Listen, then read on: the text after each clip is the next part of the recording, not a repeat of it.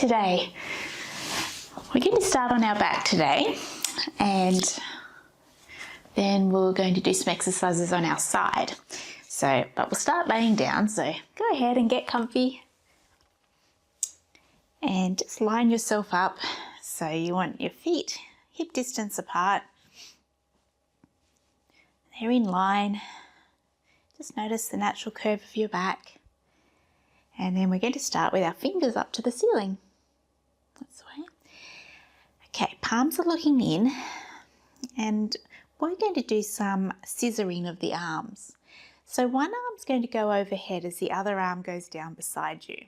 So remember, when the arm goes overhead, we're just letting the ribs stay in, settled in, and then we come back to pointing to the ceiling. So other way, one arm over, one arm down, and then bring it back. So switch,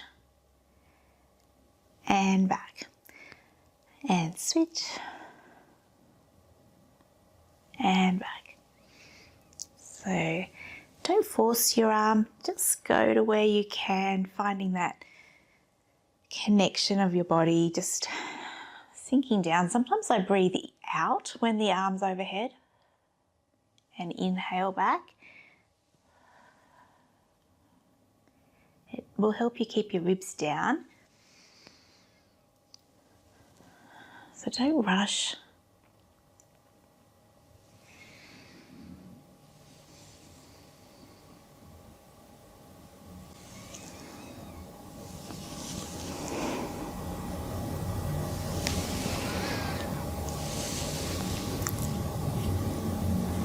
That's it, we'll do one more on each side.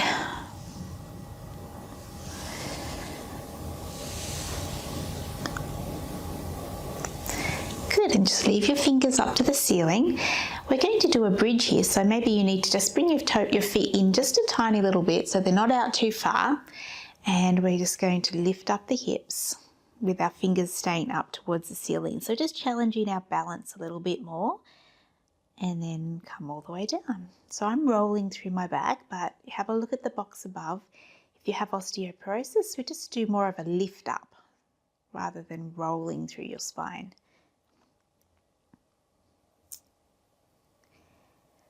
And see if you can roll down right through the middle of your back. Pressing down nice and strongly with your feet and your legs. Stand up on your legs. And melt down, feeling nice and easy. And again.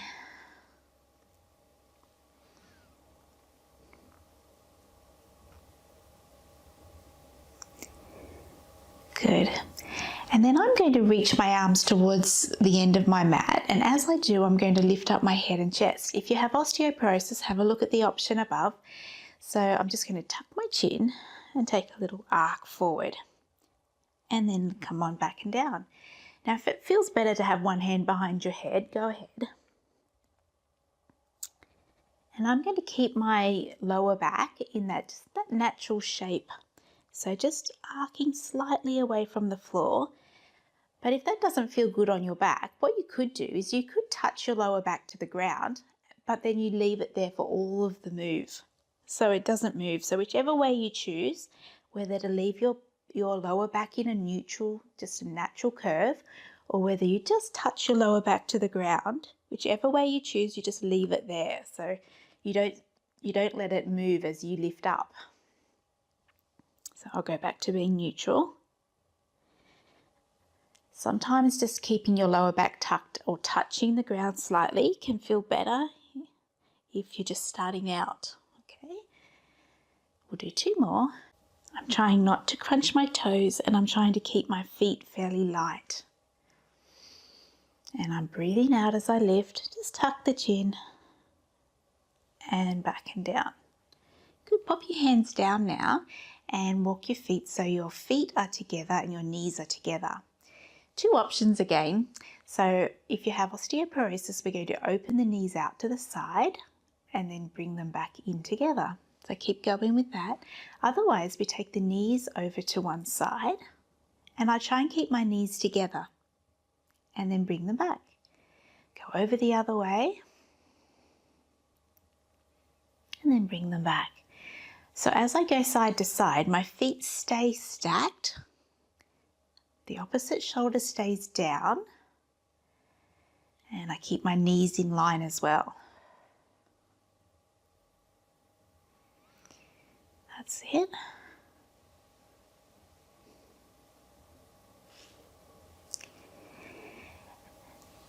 Keep going with that. If you wanted to try this same move but with the legs up into tabletop, you can come up to here and do this exact same thing but with your legs up. Sometimes it feels like you don't get to go quite as far, so you go as far as you can, keeping the opposite shoulder down. So you stay on the ground, the back of the shoulders down as you're going side to side. Or even if you have osteoporosis, you want to have it do the same move with the legs up, it's like this, open and close.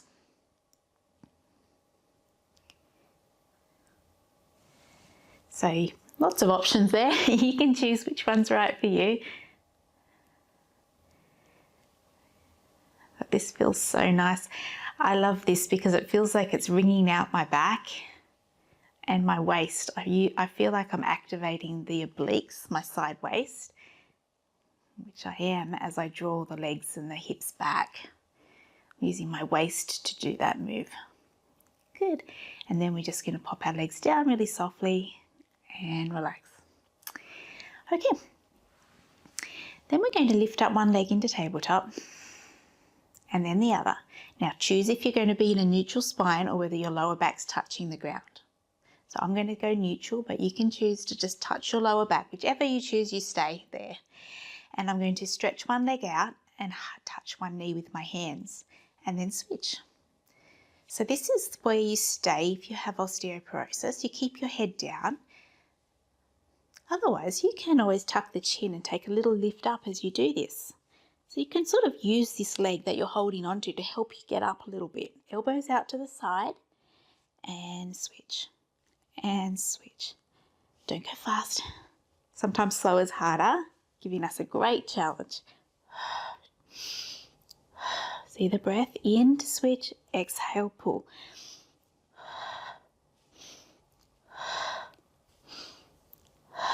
Nearly there.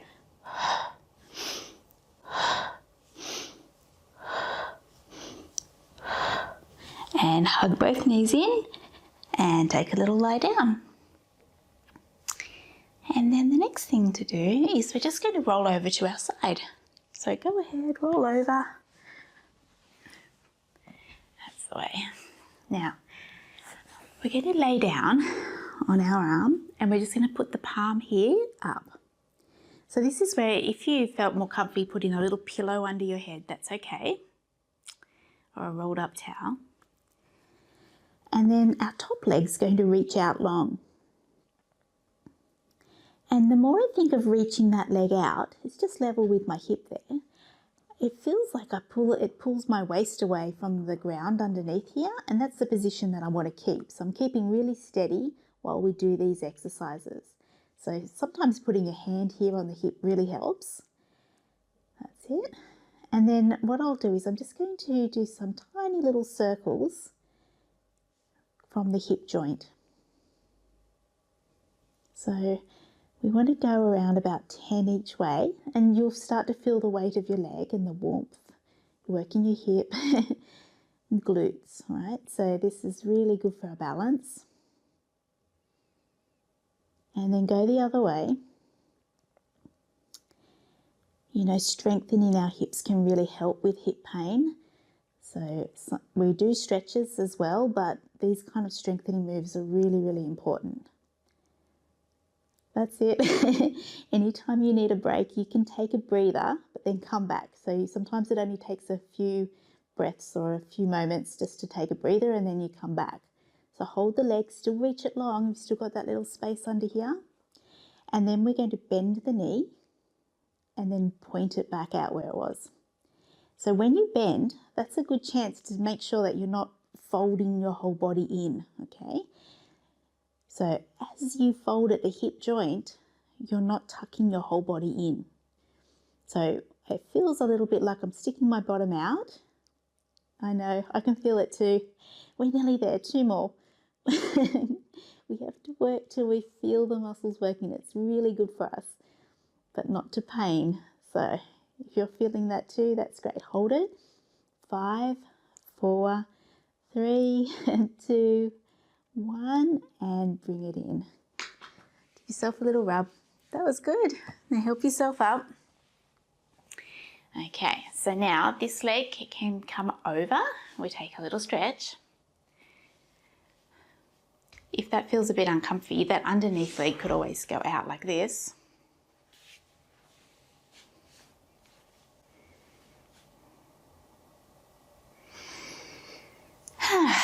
Nice deep breath. Are you ready for the other side? Okay, round we go. Now our setup is so important. It's the difference between feeling the right muscles, okay? So stretch the leg out. Now, as I stretch it out, that sort of gives me that length. So I make sure I'm right on my side. Got a little space under there. Put your hand here, stretch your leg out. I've got a pointed toe, but if you get cramps in your feet, flex sometimes feels better. See how you go. You ready? Okay, circles, just little ones. No need to go really big.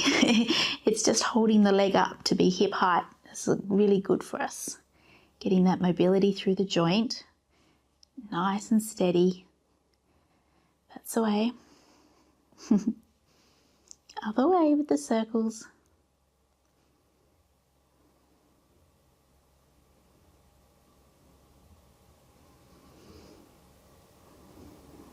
Sometimes I don't talk when I have to concentrate. It's harder for me to make it smoother this way. Maybe you find the same. So just really concentrate. If there's a side that feels, or one way that feels a little awkward, it's when you really have to concentrate. And hold it there. Now, when we bend, we're going to fold here at the front of the hip, but we're not collapsing and reach it out. So if I was going to fold in, I'd feel my waist touch the mat there, and I'd fold in, but we're going to hold the shape, hold the length, and bring it in. We've only got a couple more. That's it. You can do it. Yeah, that's it. And hold. 5, 4, 3, 2, 1, and relax. Little rub. Help yourself up. This foot over here. Get upright again. That's it.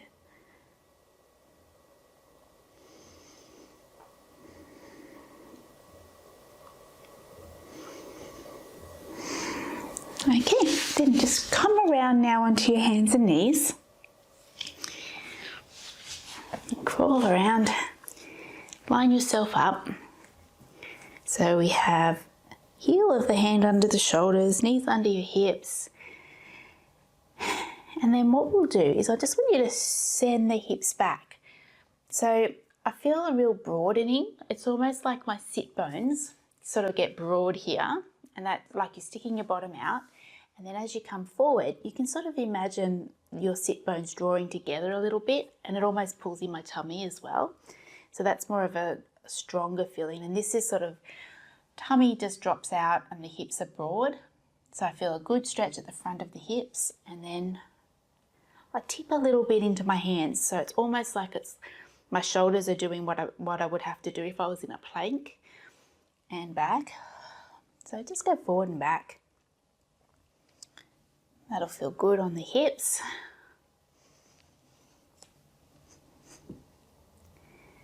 That's it.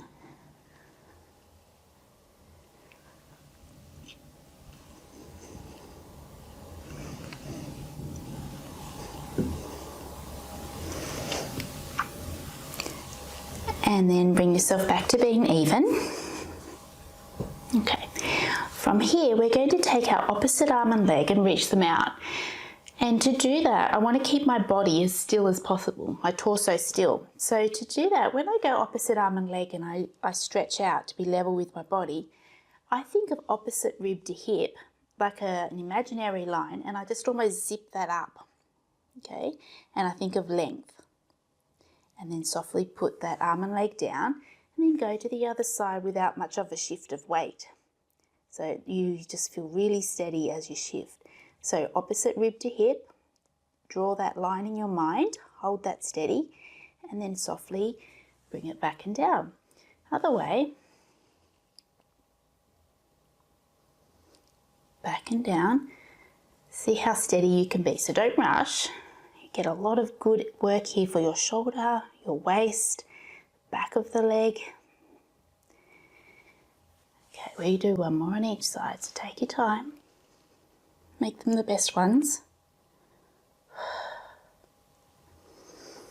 Take your time on the switch over.